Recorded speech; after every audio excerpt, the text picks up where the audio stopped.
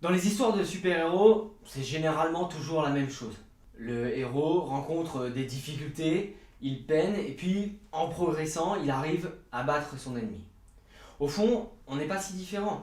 Notre vie consiste aussi à rencontrer des difficultés sur notre chemin et à les surmonter. Eh bien, je voudrais aujourd'hui vous expliquer ce qu'est la vertu. La vertu, justement, on peut prendre cet exemple du chemin.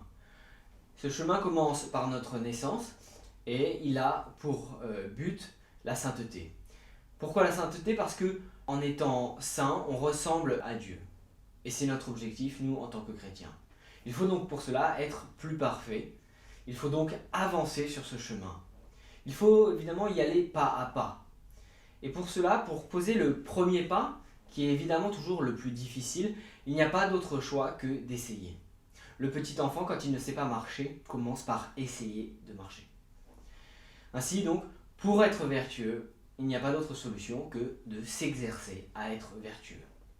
Si l'on reprend cette image du chemin et donc de la marche, c'est en marchant régulièrement que je deviens plus apte à marcher, que je vais de plus en plus vite, que je vais de plus en plus loin.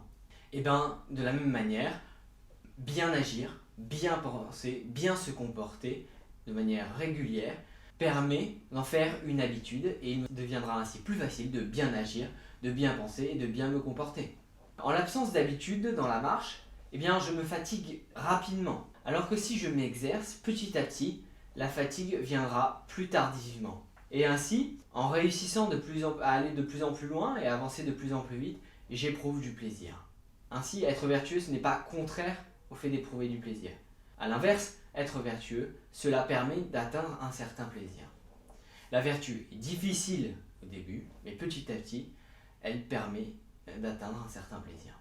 Dans ce chemin de perfection, je ne suis pas seul. Il y a d'abord les saints sur lesquels je peux me reposer, ou plutôt que je peux imiter en regardant justement quel a été leur parcours, quel a été le chemin qu'ils ont arpenté, pour justement m'en inspirer pour mon propre chemin. Et puis surtout, il y a Dieu qui m'accompagne sur ce chemin, qui m'accompagne à la condition que je lui demande de m'accompagner.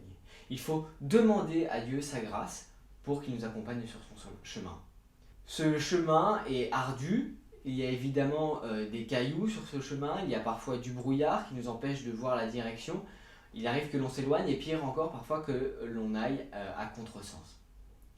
Pour la perfection, donc, il faut discerner, il faut se fixer un cap, ce cap c'est le bien, c'est Dieu, et se dire je dois atteindre ce cap.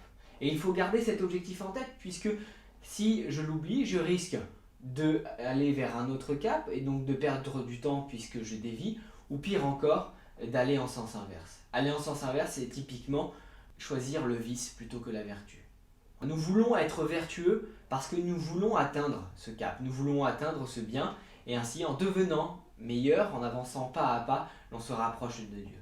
Pour cela, il faut donc viser ce bien, se demander quel chemin je dois parcourir pour atteindre ce bien, agir, se mettre en marche, et c'est ainsi que l'on pourra l'atteindre, et que pas à pas, on éprouvera davantage de plaisir à être vertueux, davantage de plaisir à être bon, et que cela nous deviendra plus facile.